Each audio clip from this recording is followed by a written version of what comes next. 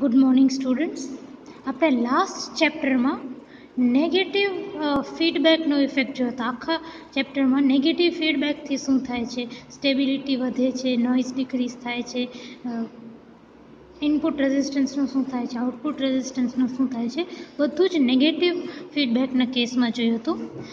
Next chapter જે છે chapter 18 એ છે ટ્રાન્ઝિસ્ટર ઓસિલેટર્સ. ચેપ્ટરનું નામ છે ટ્રાન્ઝિસ્ટર ઓસિલેટર્સ ને એમાં આપણે પોઝિટિવ ફીડબેકનો શું ઇફેક્ટ થાય છે એ સ્ટડી કરશું. લાસ્ટ ટાઈમ નેગેટિવ ફીડબેક, આ વખતે પોઝિટિવ ફીડબેક શું છે એ જોશું. હવે 18.1 ટોપિક છે ઇફેક્ટ ઓફ પોઝિટિવ ફીડબેક. હવે તમને લાસ્ટ લેક્ચર યાદ કરો તો નેગેટિવ ફીડબેક જ્યારે આવતો હતો, જ્યારે નેગેટિવ ફીડબેક હોય ત્યારે કેની વેલ્યુ નેગેટિવ હોય અને તમારો ગેઇન ઘટતો હતો, બરાબર છે. પણ પોઝિટિવ ફીડબેક જ્યારે તમારો હશે ને ત્યારે કેની વેલ્યુ પોઝિટિવ હશે. કેની વેલ્યુ પોઝિટિવ હશે તો કે એવી પણ પોઝિટિવ હશે, કારણ કે ગેઇન તો પોઝિટિવ જ હોય. તો તમારો જે ગેઇન વિથ ફીડબેક છે ને AVF એ વધી જશે. કઈ રીતે કે તમે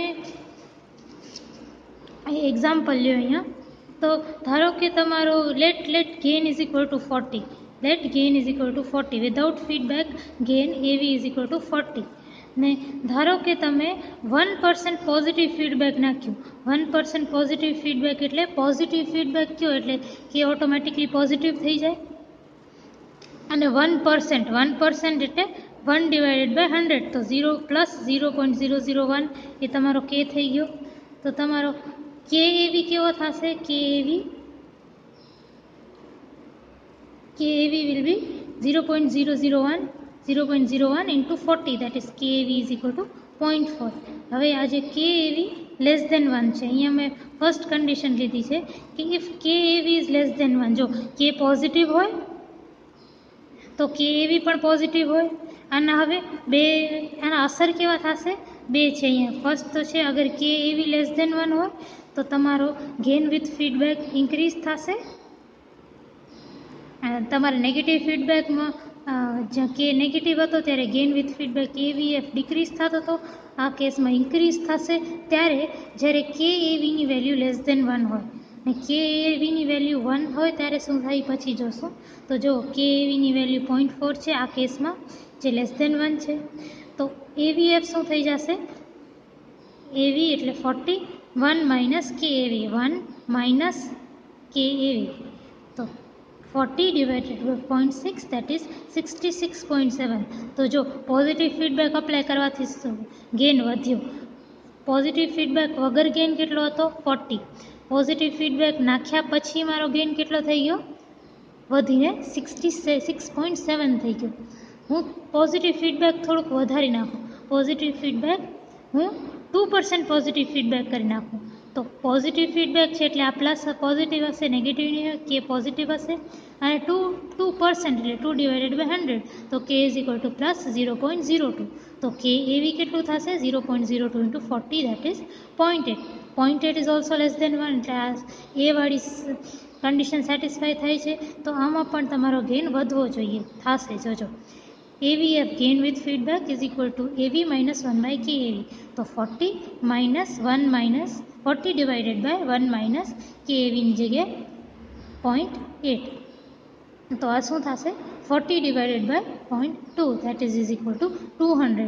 તો જો તમારો gain with feedback without positive feedback નાખવાથી ગેઇન વધ્યો છે. પોઝિટિવ ફીડબેક નાખ્યા વગર ગેઇન 40 હતો, નાખીને ગેઇન વધીને 200 થઈ ગયો.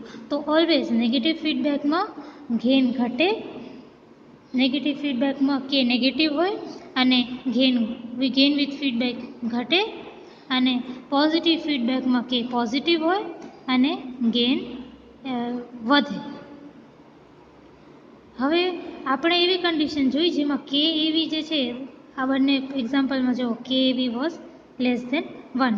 હવે અગર KAV ઇઝ ઇક્વલ ટુ અહીંયા KAV ઇઝ ઇક્વલ ટુ 1 થઈ જાય તો શું થાય? અગર KAVની વેલ્યુ 1 થઈ જાય, if KAV is equal to 1, then 1 minus KAV will be 0. તો હવે 1 AVF gain with feedback AVF is equal to AV by 1 minus KAV.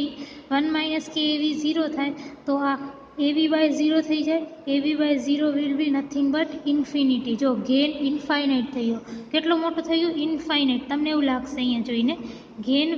gain without feedback જે પણ હોય, ધારો કે અહીંયા એક એક્ઝામ્પલ લઈ લો કે તમારો લેટ ધ ગેન બી 40 તમારો ગેન છે અને તમે 2.5% તમારો પોઝિટિવ ફીડબેક લો. પોઝિટિવ ફીડબેક છે એટલે કે ની વેલ્યુ પોઝિટિવ હશે અને 2.5% એટલે 0.025. તો કે ઇન્ટુ એવી કેટલો થશે? 0.025 into 40, that is 1. તો KAV is equal to 1 થઈ જશે. તો 1 minus KAV will be 0. તો AVF શું થશે? AV by 1 minus KAV, that is 40 divided by 0, that is infinity. જો તમારું વિધાઉટ ફીડબેક તમારો ગેન 40 હતો, વિધાઉટ પોઝિટિવ ફીડબેક 40 હતો અને તમે પોઝિટિવ ફીડબેક નાખ્યું 0.025 નો, તો તમારો ગેન વિથ ફીડબેક ઇન્ફિનિટી થઈ ગયો, આટલો મોટો થઈ ગયો. હવે આ શું દર્શાવે છે? Gain with feedback infinity. જોઈએ. This shows that gain will increase with a larger amount of positive feedback until a critical stage is reached where seemingly the gain is infinite. તો આ તમે એક્ઝામ્પલ જો એ શું દર્શાવે છે કે ગેન જે છે એ વધતું જશે ક્યાં સુધી? એક લિમિટ સુધી. એ લિમિટ સુધી જ્યાં સુધી તમને એમ લાગશે કે ગેન ઇન્ફાઇનાઇટ થાય છે, ત્યાં સુધી તમારો પોઝિટિવ ફીડબેક નાખશો તો ગેન વધતો જશે અને એક પોઈન્ટ એવો આવશે જ્યાં KAV is equal to 1 થઈ જશે અને ત્યારે તમને એમ લાગશે કે તમારો gain with feedback AVF infinite થઈ ગયો, એટલો મોટો થઈ ગયો. Next, of course the output voltage cannot be infinite, but an output voltage will develop whose frequency may bear no resemblance to the input frequency. તો હવે આ તો સમજવાની વાત છે કે એવું કંઈ નથી કે આઉટપુટ વોલ્ટેજ તમને ઇન્ફાઇનાઇટલી મોટો મળી જાય, આમ ઇન્ફાઇનાઇટલી બહુ જ મોટો આઉટપુટ વોલ્ટેજ એવું ન બની શકે. ઇન્ફાઇનાઇટ ટાઈમ્સ મોટો વોલ્ટેજ એટલે એટલો મોટો વોલ્ટેજ ન હોઈ શકે. તો ઓબ્વિયસ વાત છે કે તમને ગેન વિથ જે આઉટપુટ વોલ્ટેજ છે ઇન્ફાઇનાઇટ નથી મળવાનો. તમે AVF is equal two infinite જોયું પણ તમને ઇન્ફાઇનાઇટ નથી મળવાનો. જે આઉટપુટ વોલ્ટેજ છે એ તમને ઇન્ફાઇનાઇટ નથી મળવાનો. બટ એવું થશે કે તમારી જે આઉટપુટ વોલ્ટેજ હશે ને, તમારો આઉટપુટ વોલ્ટેજ એ એવી ફ્રીક્વન્સીનો મળશે કે એ ફ્રીક્વન્સી અને ઇનપુટ ફ્રીક્વન્સીના કાંઈ લેવા દેવા નથી. તમારો એમ્પ્લીફાયર જે છે એ કેવો હોય? તમારા એમ્પ્લીફાયરમાં આ તમારો એમ્પ્લીફાયર છે, એમાં તમે કંઈક બેટરી નાખો છો ઉપર એમ્પ્લીફાયરમાં. અહીંયા તમારી ઇનપુટ સિગ્નલ નાખો છો અને અહીંયા તમારી આઉટપુટ સિગ્નલ મળે છે. આવું તમારું એમ્પ્લીફાયર હોય છે. તો એમ્પ્લીફાયરમાં તમે શું કરો કે ઓમેગા ફ્રીક્વન્સીની તમે ઇનપુટ નાખો તો તમને એ જ ફ્રીક્વન્સીનું આઉટપુટ મળે, ખાલી મોટું થયેલું મળે પોઝિટિવ ફીડબેકના કેસમાં. એ જ તમને એમ્પ્લિફિકેશન થાય એટલે શું થાય કે તમને અગર ઓમેગા ફ્રીક્વન્સીની સિગ્નલ નાખેલી છે તો આઉટપુટ સિગ્નલ સેમ એવી જ મળશે, એ જ ફ્રીક્વન્સીની મળશે, ખાલી એમ્પ્લિટ્યૂડ મોટું થઈ ગયું હશે. તો એ આપણા એમ્પ્લીફાયરમાં થાય છે. પણ જ્યારે KAV ઇઝ ઇક્વલ ટુ 1 થાય છે, તમને ઇન્ફાઇનાઇટ ગેન મળે છે, ત્યારે તમે શું વિચારશો કે તમે જે ઇનપુટ સિગ્નલ નાખી લો તો આઉટપુટ સિગ્નલ તમને ઇન્ફાઇનાઇટલી મોટી મળે. ઇન્ફાઇનાઇટ મોટી ક્યારે તમને વોલ્ટેજ સિગ્નલ હોઈ શકે? ના, ન હોઈ શકે. તો of course output voltage cannot be infinite, but an output voltage will develop whose frequency may bear no resemblance to the input frequency. તો તમને એક આઉટપુટ જ્યારે KAV ઇઝ ઇક્વલ ટુ 1 વાળી કન્ડિશન આવશે ને, KAV ઇઝ ઇક્વલ ટુ 1 વાળી, ત્યારે શું થશે? તમને આઉટપુટ સિગ્નલ કોઈક એવી ફ્રીક્વન્સીની મળશે જે ઇનપુટ ફ્રીક્વન્સી જેવી નહીં હોય, કોઈક બીજી એક ફ્રીક્વન્સી. ધારો કે તમને ઓમેગા ડેશ ફ્રીક્વન્સી આઉટપુટ સિગ્નલમાં મળતી હોય, એના ઇનપુટ સિગ્નલ સાથે કોઈ લેવા દેવા નહીં હોય. એટલે અહીંયા લખી રહ્યું છે જો output voltage will develop whose frequency may bear no resemblance to the input signal. એટલે એ જાતે પોતાનું કોઈક એક ફ્રીક્વન્સી આઉટપુટમાં મળશે તમને, પણ એ કેવી મળશે તો ઇનપુટ સિગ્નલ ઓમેગાથી કોઈ લેવા દેવા નહીં હોય, બીજી જ કંઈક સિગ્નલ મળશે. In other words the circuit stopped amplifying and started oscillating. તો હવે એમ્પ્લિફિકેશન નથી થતું. જો એમ્પ્લિફિકેશન કરવાનું મારી સર્કિટે છોડી દીધું છે. એમ્પ્લિફિકેશન થતું હતું ત્યારે શું થતું હતું કે ઓમેગા મારી ફ્રીક્વન્સી હતી, આઉટપુટમાં પણ ઓમેગા મળતું હતું, પણ મોટું થઈને મળતું હતું. પણ હવે શું થાય છે કે એમ્પ્લિફિકેશન નથી થતું, આઉટપુટમાં ઓમેગાવાળી મોટી થયેલી સિગ્નલ નથી મળતી, કંઈક બીજી રેન્ડમ ફ્રીક્વન્સીની કોઈક બીજી જ સિગ્નલ મળે છે, જેનું ઇનપુટ સિગ્નલ ઓમેગા ફ્રીક્વન્સીની ઇનપુટ સિગ્નલથી કોઈ લેવા દેવા નથી. હવે જેવી રીતે મેં કીધું, આઉટપુટ સિગ્નલના ઇનપુટ સિગ્નલથી કોઈ લેવા દેવા નથી, એટલે હું આઉટપુટ સિગ્નલને રિમૂવ પણ કરી શકું. આઉટપુટ સિગ્નલને હું અહીંયાથી રિમૂવ પણ કરી શકું, ઇનપુટ સિગ્નલને હું રિમૂવ પણ કરી શકું. મારા આઉટપુટમાં કોઈ ફરક નહીં પડે, કારણ કે મેં તમને કીધું છે આઉટપુટ સિગ્નલ મને મળે છે એના ઇનપુટ સિગ્નલથી કોઈ લેવા દેવા નથી. આ કેસમાં જ્યારે કે =1 થાય છે, ફરીને ફરી સમજજો કે આજે હું વાત કરું છું ઇન્ફાઇનાઇટવાળી, એના પછીની એ બધું હું કે =1 વાળી કન્ડિશનમાં જ વાત કરું છું, આખા પોઝિટિવ ફીડબેકમાં વાત નથી કરતી. તો જ્યારે કે =1 હોય ત્યારે મેં જે રીતે કીધું કે આઉટપુટ સિગ્નલ જે છે it will bear no resemblance to the input frequency. તો આઉટપુટ સિગ્નલની omega dash will bear no resemblance to omega. એટલે આઉટપુટ સિગ્નલ કેવી આવે છે એનું ઇનપુટ સિગ્નલ ઉપર એ ઇનપુટ સિગ્નલ ઉપર તો ડિપેન્ડ કરતું જ નથી. તો હું ઇનપુટ સિગ્નલને કાઢી નાખું બરાબર, તો પણ મારી આઉટપુટ સિગ્નલ એ કન્ટિન્યુ જ થશે. તો આ વસ્તુને ઓસિલેશન કહેવાય, oscillation. In other words circuit amplify કરવાનું સ્ટોપ કરીને ઓસિલેટ કરે છે. The input can be remove and output will continue its frequency depending on feedback network or amplifier or both. તો આઉટપુટ સિગ્નલ જે છે એ હવે કોના ઉપર ડિપેન્ડ કરશે? એમ્પ્લીફાયરમાં કોના ઉપર કરતી હતી? ઇનપુટ સિગ્નલ ઉપર કરતી હતી, એમ્પ્લીફાયર ઉપર કરતી હતી, ને અહીંયા નીચે એક ફીડબેક નેટવર્ક હતું, અહીંયા એક આપણું ફીડબેક નેટવર્ક હતું.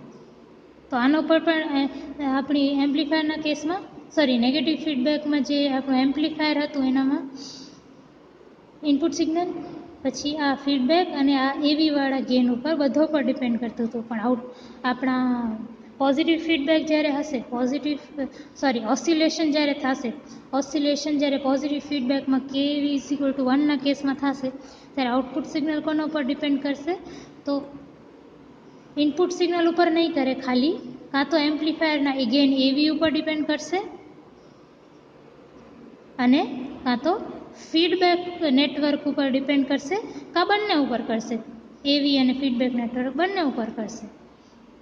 તો આ છે તમારું ઓસિલેશન સ્ટાર્ટ થાય છે. ઓસિલેશન એટલે કે તમે ઇનપુટ સિગ્નલ કાંઈ અપ્લાય નથી કરતા, ઇનપુટ એસી સિગ્નલ અપ્લાય નથી કરતા, છતાં પણ તમને આઉટપુટમાં એક એસી સિગ્નલ મળે છે. તો આ છે ઓસિલેટર્સ આ છે. ફરીથી તમે સમજો, તમે કોઈ ઇનપુટ એસી સિગ્નલ અપ્લાય નથી કરતા, છતાં પણ તમને આઉટપુટ મળે છે, આઉટપુટમાં એસી સિગ્નલ મળે છે, આને ઓસિલેશન કહેવાય.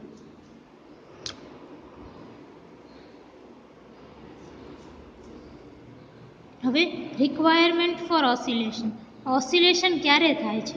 હવે મેં કીધું કે પોઝિટિવ ફીડબેક નાખો એટલે બધી જગ્યાએ ઓસિલેશન નથી થતું.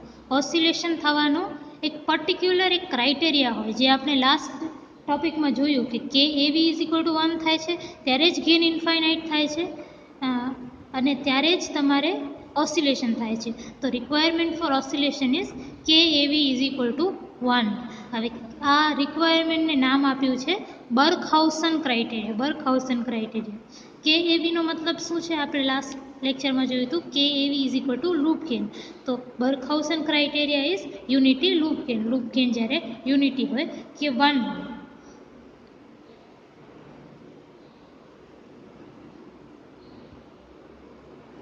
તો ઓસિલેશન ક્યારે ચાલુ થશે? જ્યારે કે એવીની વેલ્યુ 1 હશે ત્યારે.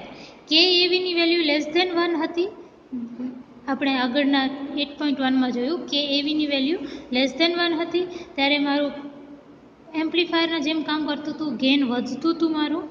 જ્યારે કે એવી ઇઝ ઇક્વલ ટુ 1 થયું ત્યારે શું થયું કે ઓસિલેટરમાં બદલી ગયું, ઓસિલેશન્સ થવા માંડ્યા.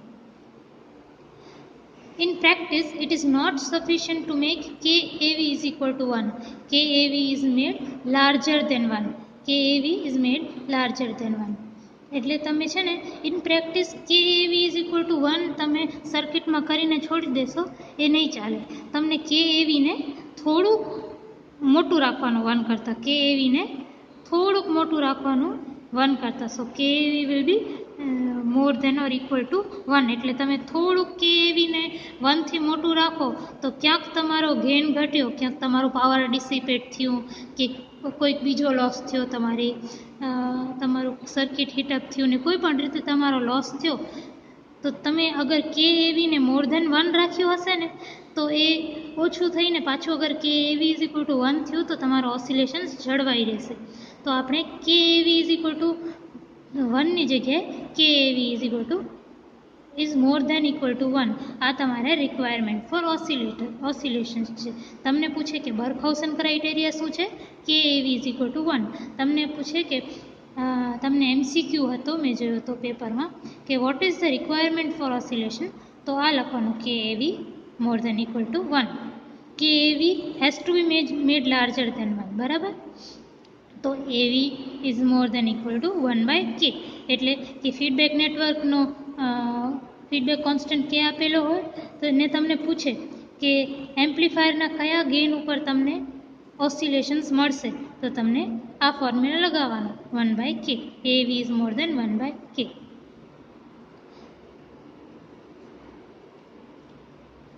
નેક્સ્ટ તમને એક એક્ઝામ્પલ આપેલું છે.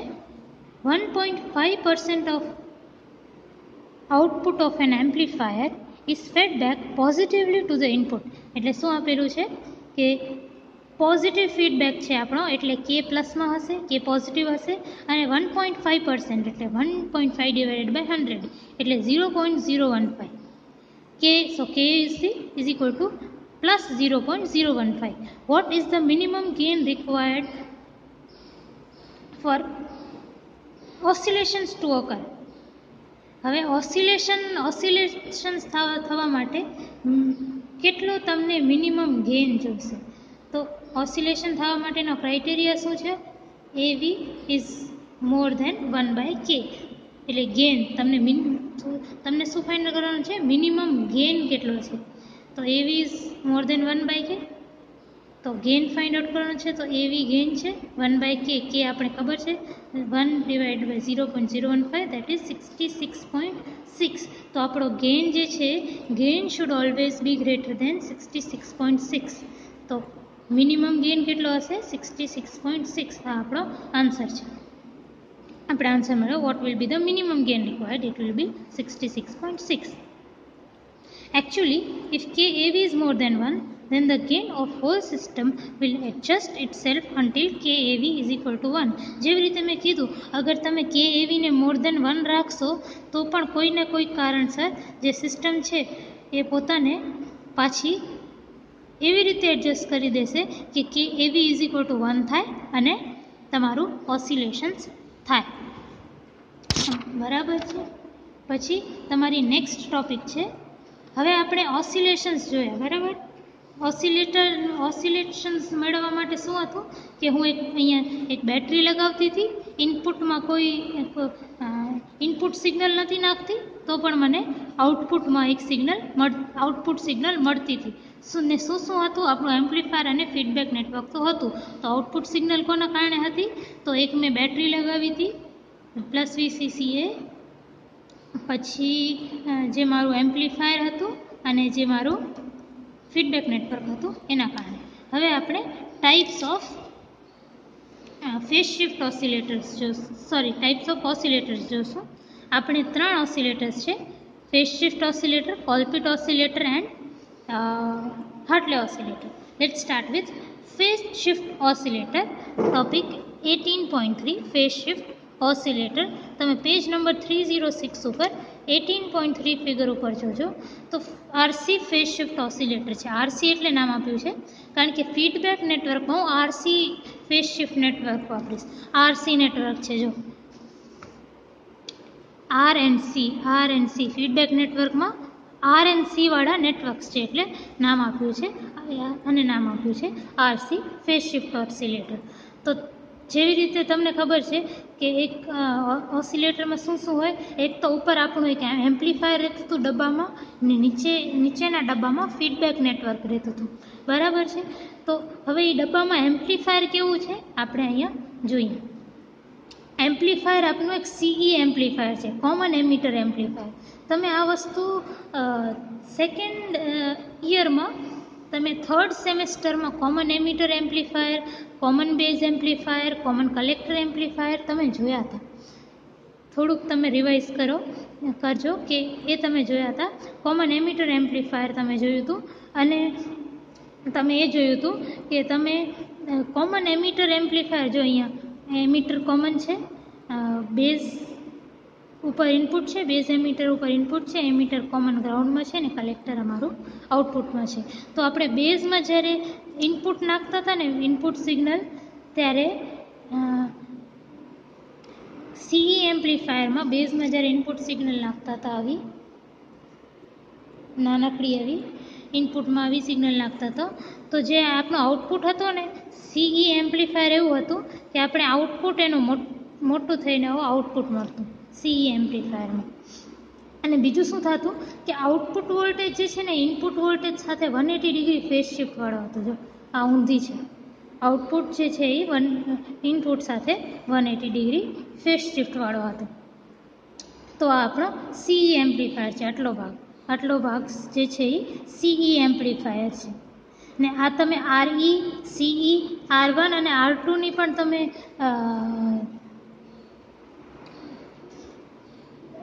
જોજો તો લાસ્ટ યર એસવાયમાં યુનિટ 4માં તમને આ R1, R2, RE, RCE એવી એક આખી સર્કિટ હશે. એને તમે બેઝ બાયસ સ્ટેબલાઇઝેશન કરીને હતું જેમાં તમે ક્યુ પોઈન્ટ સ્ટેબલ કરતા હતા, યાદ છે, સ્ટેબિલિટી ફેક્ટર કાઢતા હતા. તો આ પોટેન્શિયલ ડિવાઈડર બાયસ કહેવાય, આને પોટેન્શિયલ ડિવાઈડર બાયસ કહેવાય. આ જે છે અગર તમને સમજવું હોય કે આ R1, R2, RE, CE આ બધા મેં શું કામ કનેક્ટ કર્યા છે તો તમે જોઈ લેજો, તમે લાસ્ટ યરના ટોપિક્સ જોઈ લેજો. હવે આગળ વધીએ તો આ આપણું છે, આને ઇગ્નોર કરીને આટલો પાર્ટ તો છે એમ્પ્લીફાયર. હવે તમને ખબર છે કે આપણે એમ્પ્લીફાયરનો થોડોક પાર્ટ લઈ અને ફીડબેક નેટવર્કના થ્રુ પાછો ઇનપુટમાં નાખી દઈએ. તો એમ્પ્લીફાયરના આઉટપુટનો થોડોક પાર્ટ લીધો, એને ફીડબેક નેટવર્કમાં નાખ્યું. હવે ફીડબેક નેટવર્ક શું છે તો આર અને સીના 3 એવા કોમ્બિનેશન છે, આર સી પછી આર સી પછી આર સી પછી આર. તો આ આરસી નેટવર્કના આટલો જે આરસી નેટવર્ક છે એને તમે 3 વાર રાખ્યા, બરાબર. તો આરસી નેટવર્કનું 3 આરસી નેટવર્કનું એક કોમ્બિનેશન છે. પછી આઉટપુટમાંથી આવીને આ ફીડબેકમાંથી નીકળી ને પાછું તમારા ઇનપુટમાં જાય છે. તો જેવી રીતે મેં કીધું નેગેટિવ ફીડબેક એટલે જ્યારે ઇનપુટ અને આઉટપુટ બંને 180 ડિગ્રી આઉટ ઓફ ફેઝ હોય, અને પોઝિટિવ ફીડબેક જ્યારે ઇનપુટ અને આઉટપુટ બંને ફેઝમાં હોય. પોઝિટિવ ફીડબેક એટલે ઇનપુટ ને આઉટપુટ બંને ફેઝમાં હોય અને કે તમારો પોઝિટિવ હોય. નેગેટિવ ફીડબેક એટલે કે તમારા ઇનપુટ ને આઉટપુટ બંને 180 ડિગ્રી આઉટ ઓફ ફેઝ હોય અને કે બરાબર. તો આ કેસમાં તમે જુઓ કે તમને ઓસિલેટર બનાવવા છે ને કે તમને ફેઝ શિફ્ટ નથી જોતો, એટલે તમને પાછું આને ઊંધું કરી નાખવું છે. આને તમે પાછું ઊંધું કરશો તો આના જેવું થઈ જશે, એટલે આને ઊંધું કરશો એટલે પાછા આના સાથે ઇનફેઝ થઈ જશે. તો તમને પોઝિટિવ ફીડબેક માટે શું જોઈએ છે કે તમારું જે વોલ્ટેજ ફીડબેક થઈને આવે એ વોલ્ટેજ અને તમારી ઇનપુટ સિગ્નલ બંને ઇન ફેઝ હોય, બરાબર. તો આ કેસમાં આપણું CE એમ્પ્લીફાયર શું કરે છે, 180 ડિગ્રી ફેઝ શિફ્ટ પ્રોવાઈડ કરે છે, એટલે એને ઊંધું કરી નાખે છે. એટલે આ સિગ્નલ તો 180 ડિગ્રી આઉટપુટમાં ફેઝ શિફ્ટેડ હશે જ, ને આ 180 ડિગ્રી ફેઝ શિફ્ટેડ સિગ્નલ અહીંયા આવશે RC નેટવર્કના ઇનસાઇડમાં, અહીંયા મતલબ ઇનપુટમાં.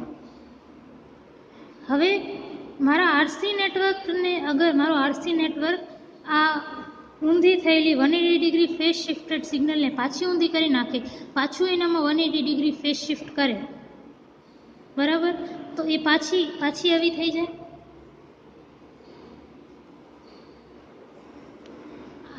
આ જે આઉટપુટ હતો એનો અમુક ભાગ જે છે એ અહીંયા આવશે, આ જે છે અહીંયા આવશે.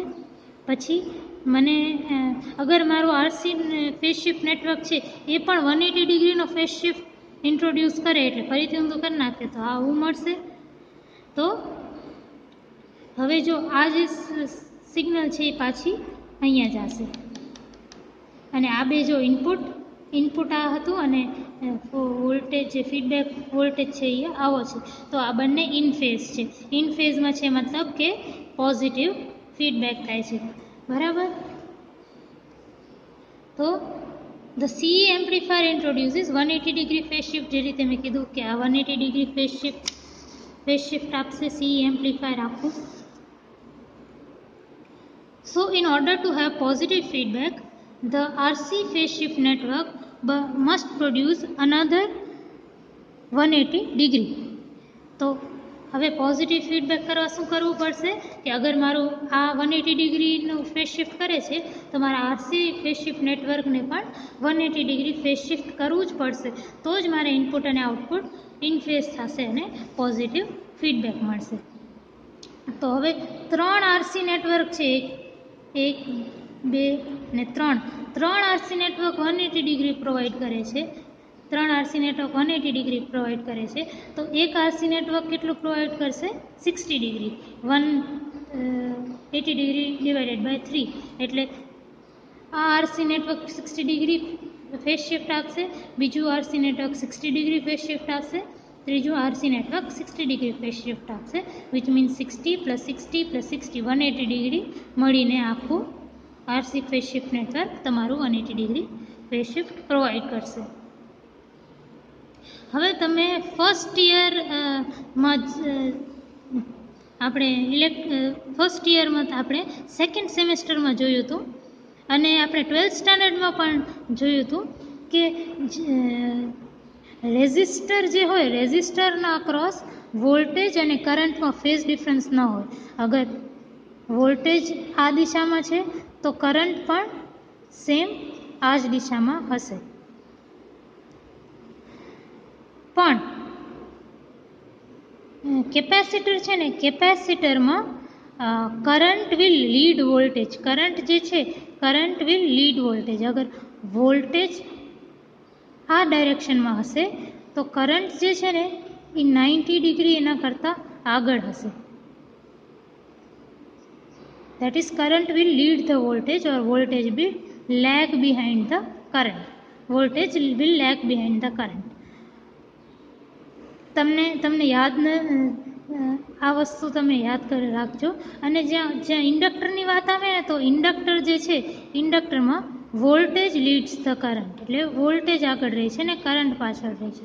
વોલ્ટેજ અહીંયા રહેશે તો કરંટ અહીંયા રહેશે.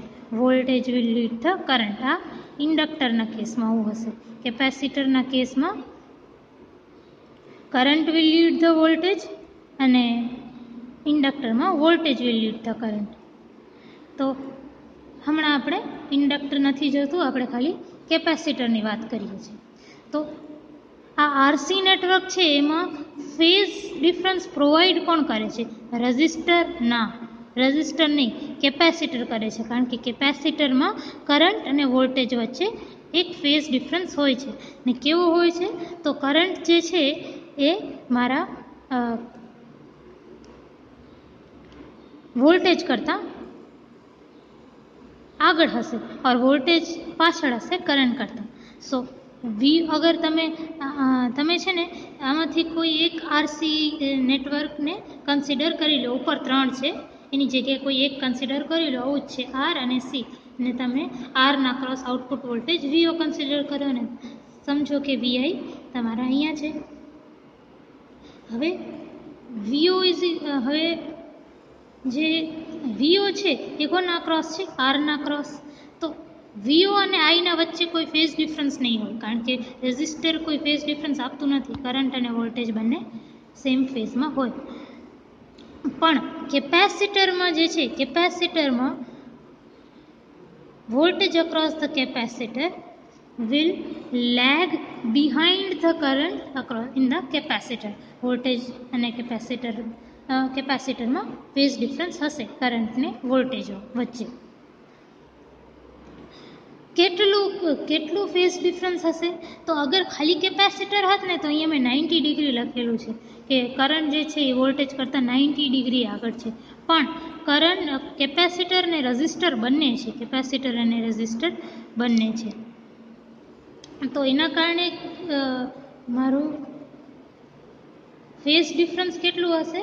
ફેઝ ડિફરન્સને હું tan થીટા વડે દર્શાવું છું. અહીંયા જો એ જ વસ્તુ મેં કરી, એ જ વસ્તુ દોરેલી છે કે જે મેં અહીંયા કરંટ લીધો છે, એક્સ એક્સિસ ઉપર કરંટ લીધો છે અને વીઓ એના સાથે જ છે, કારણ કે વીઓ જે આરના ક્રોસ વોલ્ટેજ અને એ કરંટ બંને ફેઝમાં હોય, તો વીઓ અને આઈ બંને ફેઝમાં છે, બરાબર. પણ કેપેસિટરના અક્રોસ વોલ્ટેજ વીસી છે એ કરંટ પાછળ હશે, કરંટના પાછળ હશે, 90 ડિગ્રી પાછળ હશે. તો આ જો મેં 90 ડિગ્રી કરંટથી 90 ડિગ્રી પાછળની સાઈડ મેં એક વીસી દોર્યું છે. હવે વીઓ આટલું છે, આટલું, અને વીસી આટલું છે. હવે વીઓ અને વીસીનો તમે વેક્ટર એડિશન કરો તો તમને આવું કંઈક મળે. વીઆઈ શું છે? વીઆઈ શું છે? જે ધેટ ઇઝ નથિંગ બટ જે આ વીઓ છે અને આ વીસી છે, આ બંનેનું વેક્ટર એડિશન છે. તો આ જો અહીંયા મેં દોર્યું છે.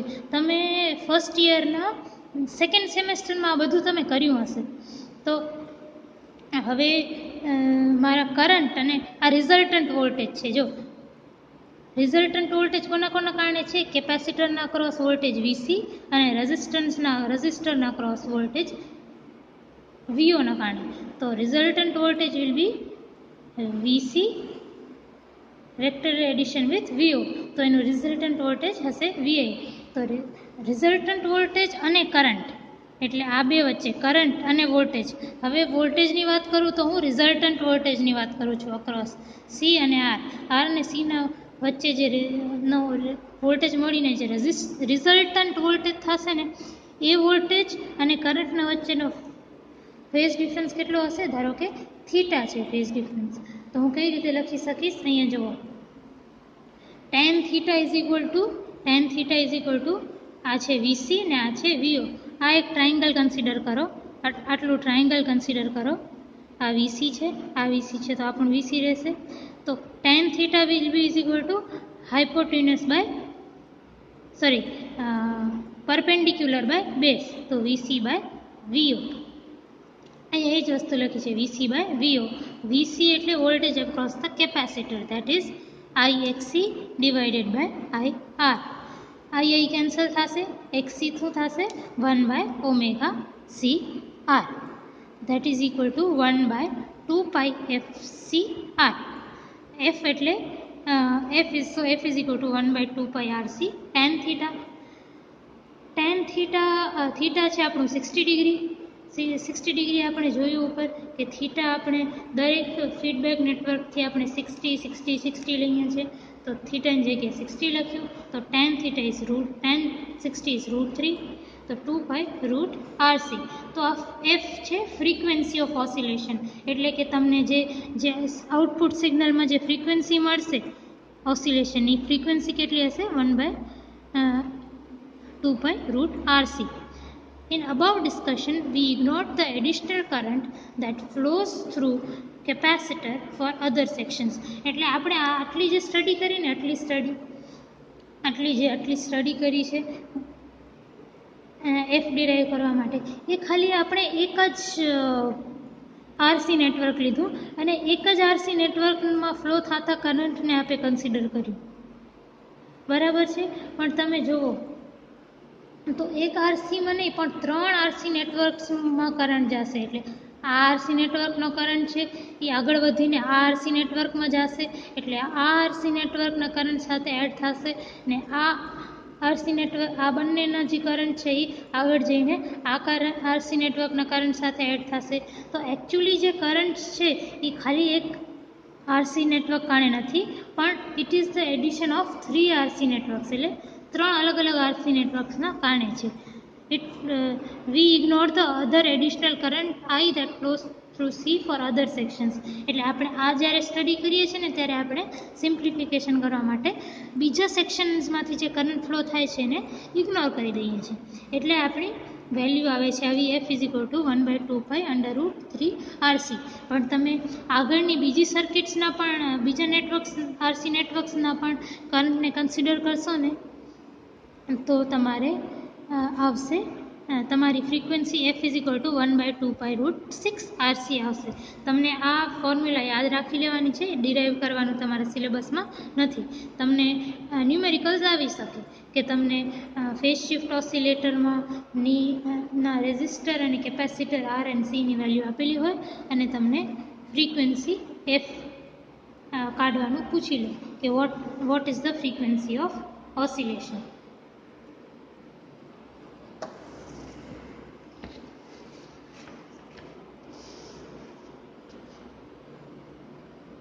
The output will be relatively free from distortion if the gain of amplifier exceeds the loss in the RC network to make KAV is more than 1. તો હવે આ તો આપણે ફ્રીક્વન્સીની વાત કરી લીધી. હવે આપણે ગેઇન જોવું પડશે કે ક્યારે આપણું ઓસિલેશન થશે. ઓસિલેશન થવા માટે KAV શુડ બી મોર દેન 1 એ આપણે ખબર છે. તો હવે આઉટપુટ અગર આપણો જે ગેઇન ઓફ એમ્પ્લીફાયર છે ને એ જો આપણે એમ અહીંયા જુઓ તો બે વસ્તુ થાય છે. આપણા એમ્પ્લીફાયર સી એમ્પ્લીફાયર છે એના કારણે વોલ્ટેજ ગેઇન થાય છે, મોટો થાય છે. ને જે આરસી ફેઝ શિફ્ટ નેટવર્ક છે ને એમાં રેઝિસ્ટર અને કેપેસિટરના ક્રોસ વોલ્ટેજ ડ્રોપ થઈને આપણો થોડોક લોસ થાય છે. આનામાં ગેઇન થાય છે અને આનામાં લોસ થાય છે.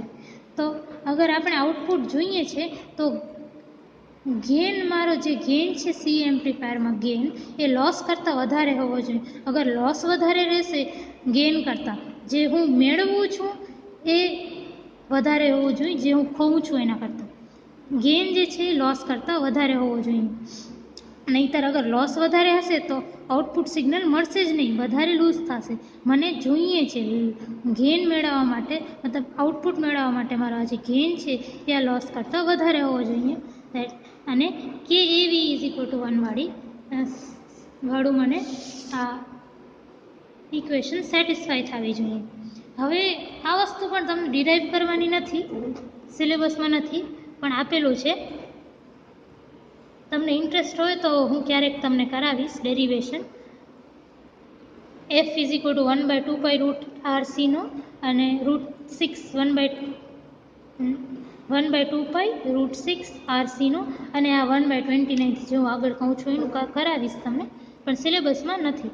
તો જે 3 સેક્શન નેટવર્ક છે આપણું આરસી નેટવર્ક છે એના કારણે છે ને આઉટપુટ જે છે એ ઇનપુટ કરતાં 1/29 ભાગનો થઈ જાય છે. 1/29 ભાગનો થઈ જાય છે. એટલે આપણે એમ્પ્લીફાયરનો ગેઇન એવો ચૂઝ કરવાનો કે એમ્પ્લીફાયરનો ગેઇન 29 ટાઈમ્સ છે. તો ટ્રાન્ઝિસ્ટર એવું ચૂઝ કરવાનું. જો અહીંયા જુઓ,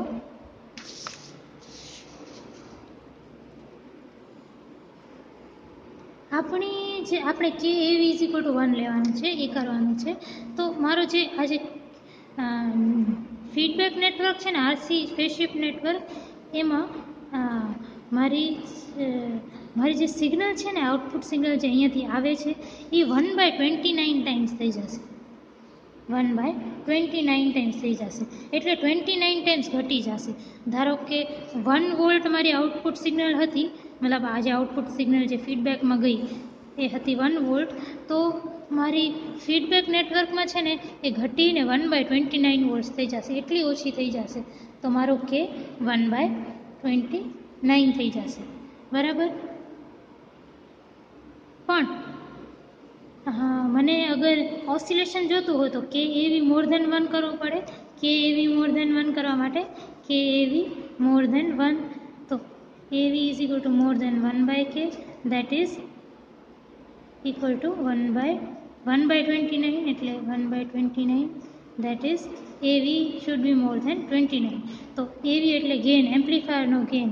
તો આ મારો એમ્પ્લીફાયર જે છે ને આટલું સી એમ્પ્લીફાયર, એનો ગેઇન મારો 29 તો મોટો જ હોવો જોઈએ. તો હું મારું ટ્રાન્ઝિસ્ટર એવું જ સિલેક્ટ કરીશ કે મારો ગેઇન 29 મોટો હોય. તો અહીંયા એ જ લખ્યું છે કે transistor, the gain of amplifier must exceed 29 and the transistor must be chosen accordingly.